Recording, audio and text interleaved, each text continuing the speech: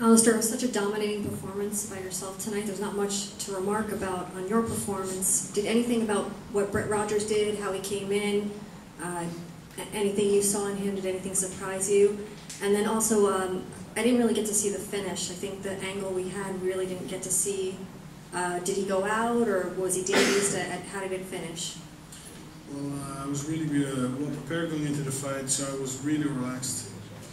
And when I looked at Brett, he's a big guy, he's a strong guy, but I was just ready, prepared for anything he was going to do.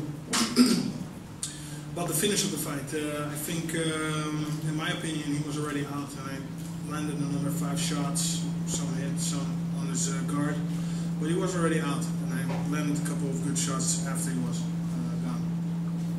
Did you get a sense of him? Did you feel he was tentative? To me, he seemed a little more aggressive in the early seconds in the Fedor fight, but it was such a short fight, it was hard to tell. Did you notice any nervousness or uneasiness from him in the beginning? Well, it's hard to say. I don't know what his exact game plan was, but looking at the length of the fight, 5 times 5 minutes, that's a long time, Brett is a big guy. If you decide to come in very aggressively, that's obviously going to zap energy further down the road, maybe in the third, fourth, or fifth round. So I think he made a game plan, start easy, something like this. But I think, you shouldn't underestimate him, because he's still, if he starts slow, he's still a strong guy, and he can still accelerate from out of nowhere. So I have to be sharp all the way. Other questions? Alistair, the last time you fought in the U.S. was 2007. How are you different now as a mixed martial artist? Well, I'm different in every way, I think. I changed a lot of things, a lot of personal things also. I changed trainers. I went up in weight. I changed the way I train, work out. Basically, just thinking about stuff. Being creative with my team, and bringing in some other people, and just think about stuff.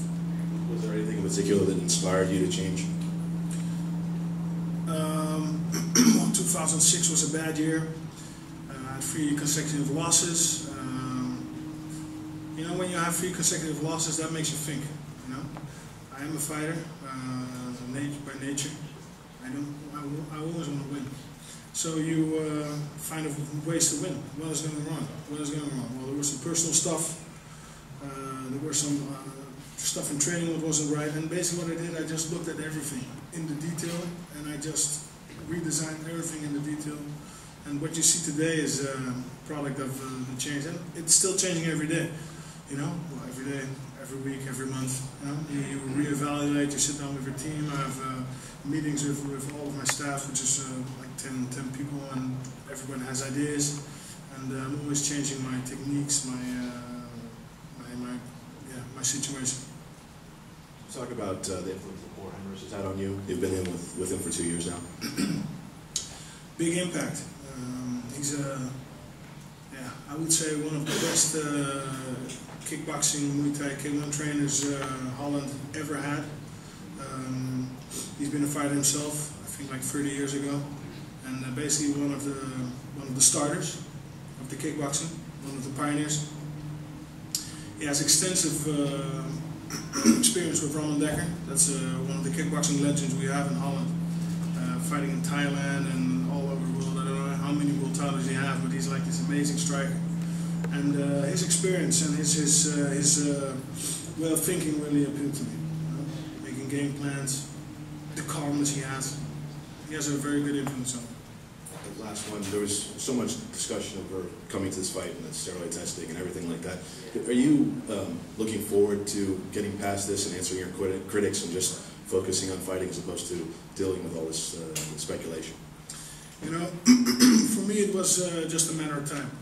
Of course people can speculate, but it was a matter of time before I would fight here, and I would just do the drug testing like anybody else. And when I would pass that, then all the critics would be silenced. So just a matter of time, and for me, I just focus on myself. And like I said, I'm always thinking about all the aspects of the MMA game, of my personal life. So that just keeps me busy enough. to keep me dealing with critics all the time.